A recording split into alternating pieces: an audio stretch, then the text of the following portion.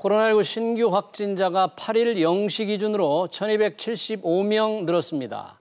코로나 발생 이후 가장 많은 규모입니다. 4차 대유행이 본격화된 것으로 보이는데요. 델타 변이 바이러스에 이어서 이스라엘에서 델타 플러스 변이까지 확인되면서 불안감은 커지고 있습니다. 과연 지금의 백신으로 이 상황을 돌파할 수 있을지, 거리두기 단계는 어떻게 조정해야 할지 짚어보겠습니다. 신상엽 KMI 한국의학연구소 학술위원장 나오셨습니다. 위원장님 어서 오십시오. 반갑습니다. 안녕하세요. 자, 1,275명, 이 코로나 사태 후에 가장 많은데 저희가 이제 4차 유행 확실하게 이제 접어든 거로 이렇게 보십니까? 어떻게 해요? 네, 뭐 4차 대유행은 이제 시작됐다고 이제 보는 게 맞을 것 같습니다. 이제 이 유행이 정말로 이제 이게 좀 시작이냐, 확산될 것이냐, 뭐 이런 것들을 이제 몇 가지 지표로 이제 저희가 좀 파악을 하는데요. 예. 이제 그 사회적 거리두기가 사실 이제 코로나19 유행을 억제하는 데 제일 중요하지 않습니까? 근데 네. 이걸 갖다 간접적으로 보는 지표가 이동량입니다. 이동량이요. 그래서 이제 정부에서 그 이동통신사 이런 것들을 이제 참 그 자료를 가지고 수도권과 비수도권의 이제 이동량 이런 것들을 파악을 하는데 지금 6월 들어서면서 계속 매주 그 이동량이 증가해 왔습니다. 근데 과거에 2차 유행, 3차 유행 직전에도 그 가장 이동량이 많아졌을 때 이제 그 유행이 시작이 됐는데 이제 그런 양상을 보였거든요. 근데 그럼에도 불구하고 이제 또 하나 이제 저희가 이제 주의 깊게 보는 지표가 이제 감염 재생산 지수라는 게 있어요. 재생산 지수요. 네. 그래서 이제 환자 한 사람이 몇 사람을 감염시킬 수 있느냐. 예. 그 1보다 적으면 한 사람이 한 명도 감염 못 시키면 이제 유행은 소멸할 거고요. 네. 1 이상이 돼서 한 사람 이상을 감염시키면 이제 유행이 이제 그 확산될 텐데 예. 지금까지 한 몇 달 동안을 계속 1을 유지했습니다. 1 정도를. 이를요. 아. 그러니까 사회적 거리두기가 좀 그 이동량이 증가하고 사회적 거리두기가 잘 지켜지지 않음에도 불구하고 이를 유지했다라는 거는 여기에 이제 뭐가 꼈냐면 예. 저희가 이제 예방 백신 접종을 하면서 이 문제를 갖다 이제 커버를 해왔던 거죠. 네. 근데 이제 이게 어떤 변화가 생겼냐면 지난주에 갑자기 예. 이 재생산 지수가 1에서 1.2로 갑자기 증가를 했습니다. 일주일 만에. 1.2로. 예. 네. 이게 상당히 많은 증가거든요. 그러니까 뭔가 이제 균형을 계속 이루고 있다가 몇 달 동안 네. 갑자기 균형이 탁 깨졌지 않습니까? 그러면 이게 균형을 뭐가 깼느냐? 이제 이렇게 이제 열심히 이제 찾아봤더니 결국은 지금 우리 지역사회에 유행하고 있는 이 델타 변이 바이러스의 전파력이 강해진 전파력이 강한 바이러스가 유행하면서 균형이 깨졌다라고 이제 보게 되는 거고, 그럼 이 균형을 깰 수 있는 걸 당장 돌릴 수 있느냐? 그렇지 않다라는 거죠. 그러므로 이제 지금 4차 유행이 시작됐다라고 이제 판단을 하게 되는 거죠. 그렇군요. 이동량이 증가하고 재생산 지수가 1에서 1.2로 올라갔는데 요 델타 변이라는 요 놈이 이제 문제다 그런 얘기잖아요. 그런데 지금은 특별히 그 1, 2, 3차 때와 달리 이 젊은 층 2030에서 확진자가 좀 급증하고 있는 게 조금 더 우려되고 새롭게 보이는 현상이죠. 네, 그렇습니다. 그 과거에는 이제 예방 백신을 접종하기 전이었기 때문에 전령령 특히 이제 어르신들 중심으로 중환자랑 사환자가 많이 나왔는데 지금 6월까지 저희 백신 접종이 이제 60세 이상 어르신들 중심으로 되면서 지금 치명률과 사망률이 뚝 떨어지고 있습니다. 어르신들 확진자 자체가 줄고 있거든요. 근데 지금 50세 이하의 그런 연령층에서는 한 10에서 20% 연령대마다 다르지만 접종한 인원이 그 정도 1차 백신 접종이 그 정도밖에 안 됩니다. 그러니까 지금 젊은 층 같은 경우는 이동량이 증가해서 대부분은 젊은 층들이 이제 반영을 하고 있는데 예방 백신은 거의 다 안 맞았단 말이죠. 네. 근데 변이 바이러스가 들어와서 이제 돈단 말이죠. 그러면 결국은 이 젊은 층을 중심으로 유행이 확산될 수밖에 없는데 문제는 이 젊은 층은 코로나19에 걸려도 증상이 별로 없습니다. 무증상들이 많다. 그러니까 이제 본인도 걸렸는지도 모르고 예. 사회생활을 막 하면서 이제 퍼지고 다니다 보니까 방역 당국에서 이거 인지하기가 어려우니까 관리가 안 되는 거죠. 그래서 굉장히 까다로운 그런 상황에 좀 그 직면해 있는 상황이죠. 그러니까 그렇게 확산되는 데 대해서 이 말씀하신 젊은이들이 지금 오히려 비난을 받고 있는데 백신을 못 맞은 거를 비난해야 될까? 이 강남에 술집 다니고 뭐 지방까지 원정하는 거는 좀 비판을 해도 되는데 백신을 못 맞은 건 이 사람들 책임이 아니잖아요. 백신 그쵸. 수급이 안 된 거 아닙니까? 그렇죠. 왜 이 사람들 욕을 너무 많이 하는 거 아니에요? 젊은 층을 뭐 욕을 하는 비난을 건 좀 적절하지는 않을 것 같고요. 결국은 이제 2030들이 이제 사실 어찌 보면 이제 7월, 8월부터는 이제 접종이 계획될 예정이었거든요. 그래서 변이 바이러스가 좀 늦게 들어왔다 그러면 어느 정도 2030이 접종한 상태에서 이걸 좀 충분히 좀 대응할 수 있는 그런 여력이 있었을 텐데 사실 좀 일찍 변이 바이러스가 유행을 하면서 좀 어려움을 겪게 된 거죠.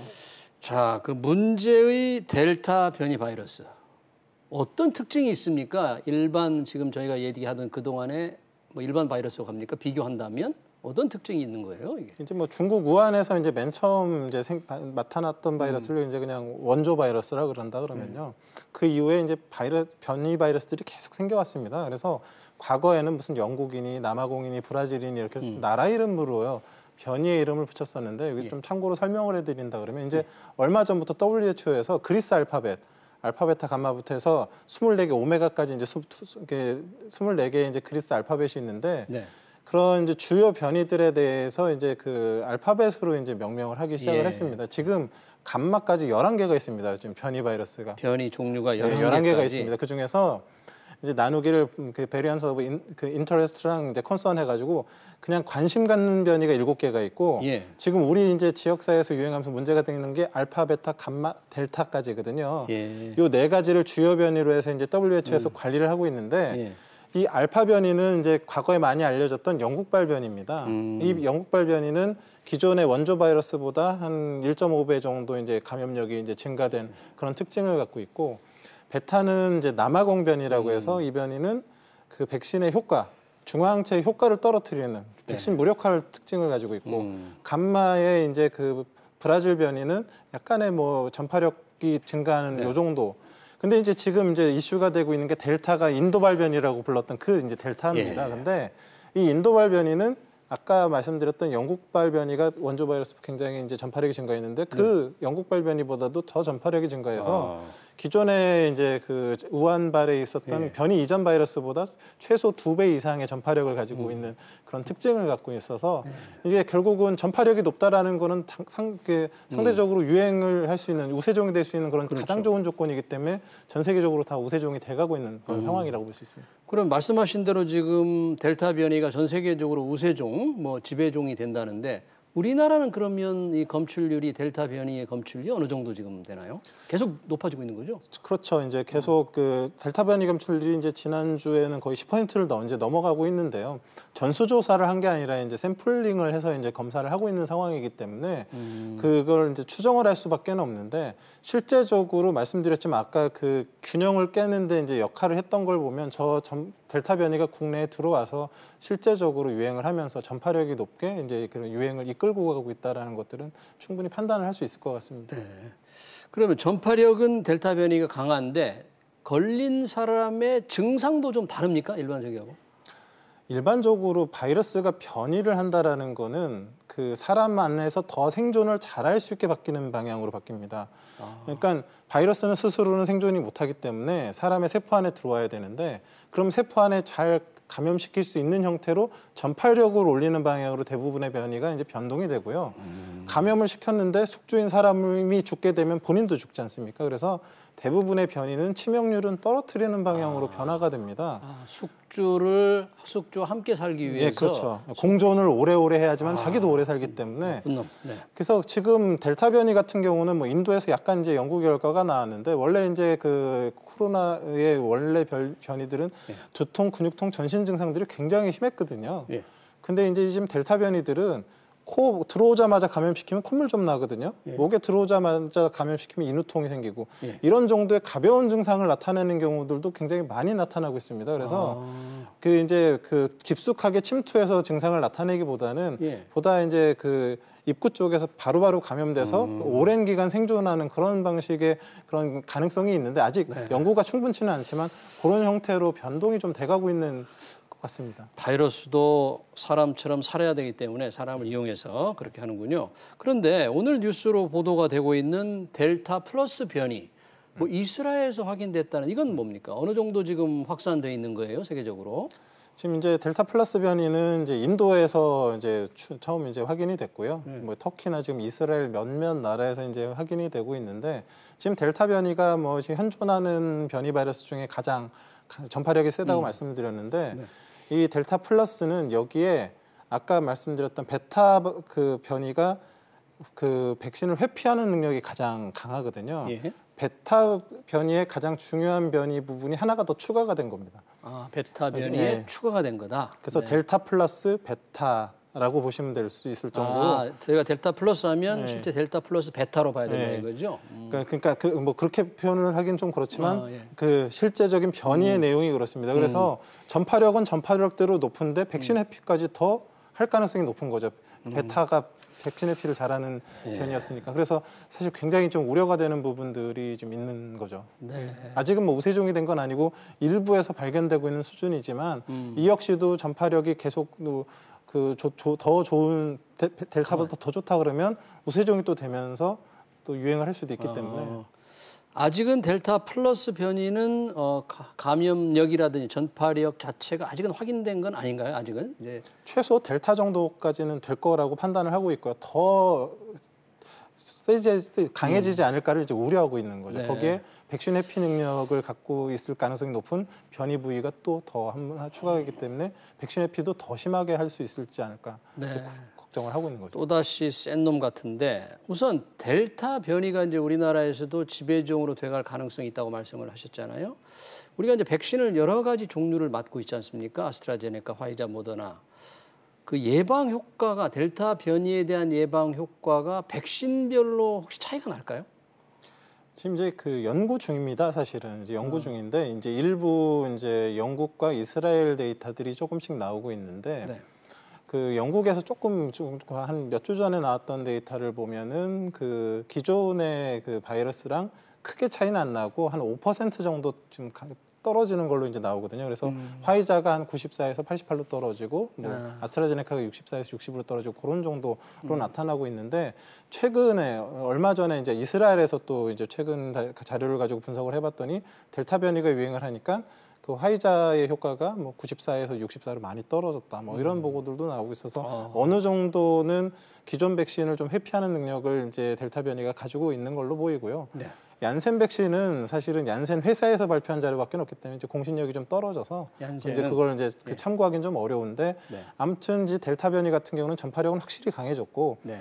백신의 효과도 약간은 무력화가 시키는데 천만다행인 거는 예. 백신 접종했을 때 돌파 감염이 생길 수가 있습니다. 걸릴 수가 있는데 예. 완벽하게 방어는 좀 많은 못하지만 분들이 걸리는 것 같아요. 네, 예. 걸릴 수는 있는데 이스라엘 같은 경우는 뭐 42%가 돌파 감염이라고 얘기를 하고 있는데 다행히도 백신 접종한 사람들은 중증으로 가는 경우가 거의 중증 예방 효과가 95% 정도 굉장히 강력하기 때문에 예. 그러니까 중증으로 가지 않고 그냥 가볍게 앓고 지나가면 사실 걸린 분한테는 큰 위험이 되지는 않지 않습니까? 그래서 네. 어떻게든 간에 그 백신 접종을 빨리 하는 게 이제 예. 델타 바이러스를 이제 방어하는 데 가장 중요한 그런 요소가 될 것 같습니다. 백신이 가장 중요한데 우선은 백신 뭐 젊은 친구 2030은 아직 맞을 수가 없으니까 결국은 사회적 거리두기를 우리가 어떻게 해야 되느냐가 또 굉장히 중요한 거잖아요. 방역이. 그렇죠. 지금 뭐 가장 강력한 서울 4단계로 해야 된다. 10시 이후에는 아예 문 닫고 6시 이후에 2명 이상 안 되고 2명을 그렇죠. 초과하면 그 조치 지금 필요한 상황입니까? 어떻게 보세요? 그러니까 조치가 필요하다 안 하다가 아니라 이미 이제 기준이 있거든요. 그러니까 이제 3단계와 4단계를 나누는 기준이 이제 인구 10만 명당 4명 이상이면 4단계. 그 서울 인구 1000만이면 400명 이상 정도 러프하게 계산하면 400명 이상이면 그리고 수도권 전체로 하면 1000명 이상의 확진자가 나왔을 때 4단계에 들어간다라고 이제 제시를 하고 있는데 예. 사실 뭐 지금 거의 그 정도의 그 900명대 이상 수도권이 900명대 이상이 계속 나오고 있기 때문에 이틀째 이게 이제 이런 상태에서 조금만 확산된다 그러면 4단계 기준에 만족하게 되고 그 기준에 만족했을 때 그 격상하지 않을 이유가 없기 때문에 현 상태에서 당연히 이제 그런 것들은 고려해야 되고 이게 지금 유행의 추세를 봐서 이건 아니다 싶으면 사실 선제적으로 격상하는 것까지도 좀 고려를 하고 있다라는. 네, 일부에서는 서울만 따로 타기 4단계로 하는 게 어떠냐 뭐 그런 얘기를 질병청 서울시가 좀 얘기를 하고 있다는데 그럼 효과가 있을까요? 서울만 4단계로 올린다. 사실은 지금 뭐 거의 뭐 서울은 4단계 지금 거의 이제 육박하거나 이제 기준에 이제 만족하고 있는 거의 상태고요. 경기가 약간 좀 모자라긴 한데 결국은 이제 그런 경우는 풍선 효과가 나타날 수밖에 없겠죠. 이제 수도권은 어찌 보면 하나로 엮여져 있는데 한 곳은 뭐 이제 저녁에도 모임이 가능하고 뭐 4명 이상 모일 수 있는데 4명까지 모일 수 있는데 서울 같은 경우는 오후에 2 이상 모이지 말라 그러면 사실 이런 풍선 효과 이런 부분들이 있어서 가능하면 수도권의 방역 체계는 같이 가는 게 맞다고 생각을 합니다. 네. 잘 알겠습니다. 4차 대유행으로 접어든 코로나 사태, 지금까지 신상혁 KMI 한국의학연구소 학술위원장과 함께했습니다. 위원장님 고맙습니다. 네, 고맙습니다.